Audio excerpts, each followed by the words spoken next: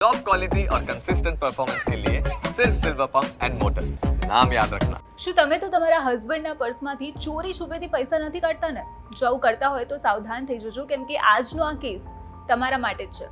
કેમ કે ઓલપાડમાં એક પતિએ તેની પત્નીની એટલા માટે હત્યા કરી દીધી હતી કેમ કે તેની પત્નીએ તેના પતિના પર્સમાંથી પૈસા કાઢ્યા હતા. નમસ્કાર, આજની ક્રાઇમ કહાની સાથે હું છું ખુશ્બુ પંડ્યા.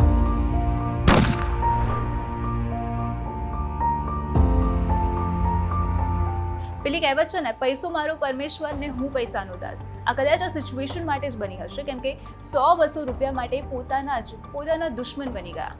એવું લાગે કે જાણે પૈસા સિવાય બીજું કંઈ છે જ નહીં દુનિયામાં. 10 ફેબ્રુઆરીની રાત્રે પોલીસ સ્ટેશનમાં એક કોલ આવે છે કે સાહેબ જલ્દી આવો, અહીંયા એક વ્યક્તિએ તેની પત્નીની હત્યા કરી દીધી છે. જે બાદ પોલીસ ઘટના સ્થળે પહોંચી અને જોયું તો આંખની સામે એક મહિલાની લાશ પડી હતી.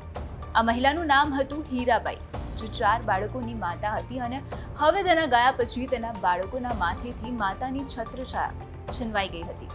અને જે બાપ આ હત્યા કરીને ફરાર થઈ ગયો હતો તેને ના તો તેની પત્નીનું વિચાર્યું કે ના તેના બાળકોનું.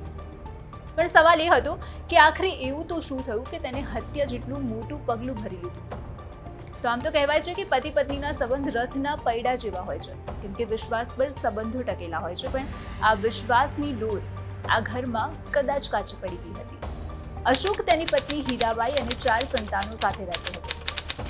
અશોક પશુઓના વાડ ઉતારવાનો ધંધો કરતો હતો તો પત્ની ભીખ માંગતી હતી અને બસ આ જ રીતે તેમના પરિવારનું ગુજરાન ચાલતું હતું. પણ તે દિવસે અચાનક રાત્રે અશોક ગુસ્સામાં ઘરે આવ્યો હતો અને બોલ્યો કે તે મારા પાકીટમાંથી પૈસા કેમ કાઢ્યા.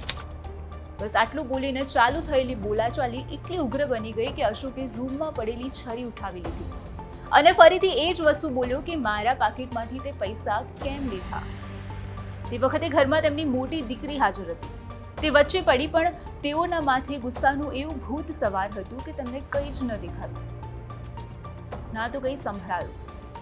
તેથી દીકરી માટે તેમને રોકવા મુશ્કેલ બની ગયા હતા. તેથી તે ફટાફટ દોડીને બાજુના ઘરમાં ગઈ જ્યાં તેના કાકા રહેતા હતા અને જઈને કહ્યું કે જલ્દી ચાલો, મમ્મી પપ્પા બંને ઝઘડી રહ્યા છે. તેઓ કંઈ જ સાંભળવા તૈયાર નથી. જલ્દી ચાલો, તમે તેમને છોડાવો.